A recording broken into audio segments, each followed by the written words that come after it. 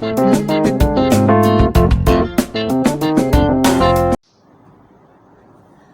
my beautiful YouTube family. You're welcome to another episode of Nursing with Abby. So today, I'm going to be talking about 5 qualities of a good nurse. Yes, 5 qualities of a good nurse. But before I go ahead, I'd like to thank all of my subscribers for always supporting this channel. I really appreciate your support. And for you the same in looking at me for the first time, hearing me for the first time, you're welcome to Nursing with Abby. It's a beautiful lifestyle program that talks about nursing lifestyle and everything in between. My name is Nurse Abiodun, Nurse Abby for short, and I talk about a lot of things about nursing lifestyle, like I said, everything in between. I'm a nurse, I'm a midwife, I'm a public health advocate, and I love what I do. So, I'm going to be talking about 5 qualities of a good nurse. Now, I composed this from my, almost 10 years of nursing experience. So it's gonna be read from my write-up and then from a few of the items I got on the internet, but it has actually worked for me. Yes, it has actually worked for me, and I hope it's gonna work for you too. So if you want to be a nurse, or you're a nurse and you're looking at, okay, do I have all these 5 qualities? Am I really making sure that I have all these 5 qualities? Let's go ahead. Number 1, I'm going to be talking about empathy and compassion. That's number 1. I'm going to be talking about patience. I'm going to be talking about good leadership skills, and also good communication skills, and the last but not the least, vast knowledge base. That's very important.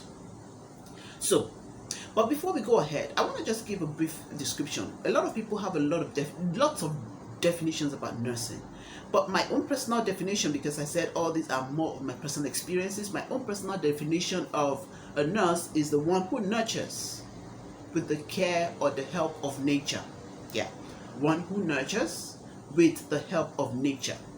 Okay, so it's just, in other words, an act of care to aid, assist, help, or support using drugs, knowledge, and technology, and all derived from nature. Okay, so it's just a way of making sure that, okay, this person is ill, you want to help this person to get better with the help of nature: air, sunlight, food, water, knowledge, dietary restrictions, dietary management, lifestyle modifications, and all that. And quite a number of illnesses are being managed with such theory. So that's my personal theory about being a nurse, who a nurse is. So let's delve right into 5 qualities of being a nurse. I said the first one is empathy and compassion. Now, showing patients that you care about them and you care about what they are going through, it makes them more likely to listen, engage, and feel free to speak with you. Okay, you let them know that it's not sympathy. Sympathy is just being hopelessly consoling them. No, that's sympathy. But empathy is you're putting yourself as if you know what they're going through, and you care about them, and you want to help. Okay, for example, a person who wants to commit suicide, and a nurse is nearby. The nurse can, before approaching, tell the person that wants to commit suicide, hello, my name is Nurse Abby, and I can see that you feel a bit agitated right now. You actually want to commit suicide. Can you tell me why? Do you have major reasons for doing this? I know it can be frustrating or you can be rejected or dejected right now, but you should be able to talk about it. And then the person who is trying to commit suicide, if you engage, that means you've actually started, you've broken that barrier, and you could save such a person. So you're trying to put yourself that, okay, that one could be rejected or dejected at a point in time, but you want to offer, you want to help, you want to assist, you want to support. And then with reasoning and a little bit of nursing skills and communication skills, you could reduce that one death from the death row. So empathy and compassion. Then also, sometimes when we go through some terminal illnesses, the way you treat them, the way you take care of them, you make them know that of a truth, you can still go through this phase with a lot of help and a lot of care, which is a lot comforting for a lot of people, especially those at the terminal end of life care settings. So number 2, patience. Now, you don't want to be treated by a grumpy and impatient nurse. No, you don't. I really don't. So, to communicate education for behavioral change, it requires a lot of time. When you have to teach somebody not to take alcohol again because of her health, if you have to educate somebody about having a better food restrictive lifestyle so that the person can live longer, it will require regular practice. You have to keep on repetition. You have to keep on encouraging. You have to keep on telling such a person the pros and the cons of either obeying or disobeying those diet restrictions. And don't condemn if they falter.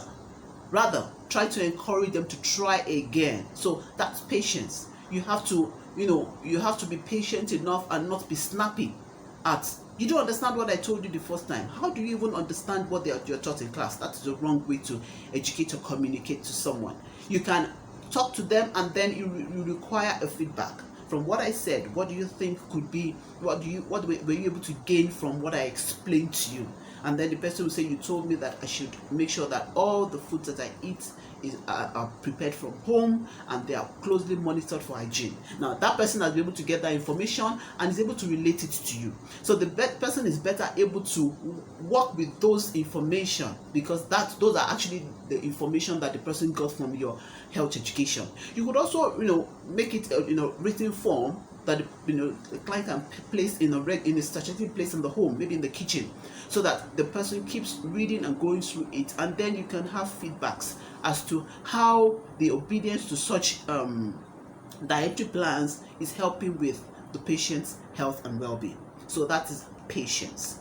3, you have to have good leadership skills. That is seriously an important part of nursing, because you're going to have to delegate, you're going to have to communicate, you're going to have to share information with members of your health team. So it is important that the nurse has good communication skill to pass across such health information, and make sure that whoever you're telling to is competent enough to take over or handles that part of nursing care. Because as a registered nurse, you have your licensed practical nurse under your team. You have the unlicensed assistant personnel on your team. You have the health assistants, you have the cleaners, you even have the other members of the health team. So you're all supposed to work together effectively for the health and well-being of clients. So there has to be good communication skills. You must be able to organize, prioritize, delegate, collaborate effectively. Okay, that is relevant. Number 4, good leadership skills. Yeah, you're a leader, so you are supposed to function as such. You should be able to combine your leadership skills with making sure that your team members are in cohesion. That means they're working together to achieve a goal. There should be no division. There should be no issues, envy, or bickering. You should be approachable as a leader. Yes, you should be approachable so that they communicate with you. You should be able to manage criticisms. Yes, it's gonna come. You should be able to manage criticisms as a leader. You should be able to manage situations or issues that happen, maybe between members of your health team, between members of your health team and the client, or between other members of the intercollaboratory team. So you have to be able to manage it effectively. That shows your good communication, shows your good leadership skills. Pardon me. Then the last one is you have to be vast in knowledge. Now, I cannot underestimate that. Your knowledge in basic nursing practices, your knowledge in the Code of Ethics, your knowledge in Nursing Practice Act, your knowledge in relationship with people, your knowledge in making sure that you're also an example of what you preach, okay? And also being able to be the change that you want people to see. Okay, so as a nurse, you have to have a vast knowledge of what you're doing. The knowledge helps you to develop confidence in your skills and ability. So vast knowledge is important. Now, a lot of people believe that as a nurse, you only have to have knowledge on health and nursing. No, you have to be vast. Sometimes you might have a soccer player as a client, and maybe your knowledge in soccer can just help you to be able to break into the personal space of such a client, and you're able to deliver appropriate health information just because you are members of the same maybe soccer team, or you're good with soccer information. So that is definitely not a knowledge information, but at least it's able to help you to get such clients to a better health and well-being. So there are various ways that you can increase your knowledge. Join seminars, continuing medical education teams, go for researches, go for seminars, go for workshops, go for webinars, read a lot of nursing resources items, and try to make sure that you're relevant, you stay relevant in your career, you stay relevant. You don't have to keep working on the 1960s or 1970 code of ethics. There are various new code of ethics that are coming up, and you have to know them. You have to know them, you have to be knowledgeable about them, you have to practice them, you have to research about them, and you have to use them, because those are the knowledge base is what puts you ahead as a leader. It was puts you ahead as in the member of the collaborative team, and you're able to stay relevant in your career. So as a nurse, I hope I've been able to give you a few tidbits of 5 qualities of being a nurse. I said, number 1, you have to be empathic and compassionate. Number 2, you have to be patient. Number 3, you have to have good leadership skills. Number 4, good communication skills. And number 5, you have to have a vast knowledge base. So I hope with this I've been able to give you a few information, and I thank you so much for watching, and I'll say bye for now. See you in my next episode. This is Nursing with Abby. I'm Nurse Abiodun, and bye for now.